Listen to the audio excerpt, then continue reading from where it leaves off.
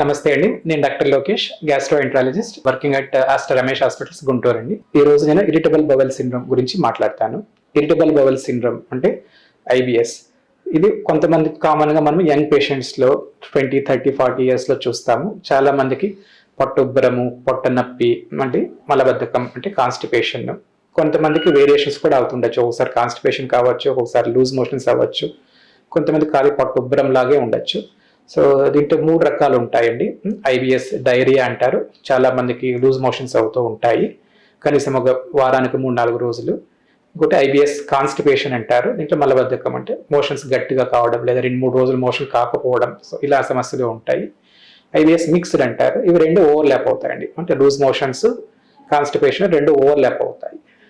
ఎవరికైనా alarming symptoms ఏమైనా ఉంటే, అంటే బరువు తగ్గడము, మోషన్స్తో పాటు బ్లడ్ రావడము, సో ఫ్యామిలీస్ ఏదైనా క్యాన్సర్స్ ఏదైనా ఉంటే, ఆకలి తగ్గిపోవడం, ఈ లక్షణాలు వయసు అయిన వాళ్ళకి వస్తాయి. అంటే 50-60 ఏళ్ళు దాటినాక సడన్గా ఈ లక్షణాలు స్టార్ట్ అయినా మనం ఇన్వెస్టిగేషన్స్ చేసుకోవాల్సి ఉంటుంది. సో చాలా మందికి కారణాలంటే mainly stress, weight related, food related, కొంతమందికి ఏదైనా డిసీజెస్ కూడా ఉండొచ్చు. ఏమంటే ఇన్ఫ్లమేటరీ బౌల్ డిసీజ్ అంటారు, అవి కూడా అయి ఉండొచ్చు. సో ఎవరికైనా సింటమ్స్ చాలా ట్రబుల్సమ్గా ఉన్నాయి, అలార్మింగ్ సింటమ్స్ ఉన్నాయి, ఇలాంటివి ఏమన్నా ఉంటే డెఫినెట్గా ఇన్వెస్టిగేషన్స్ చేసుకోవాల్సి ఉంటుంది.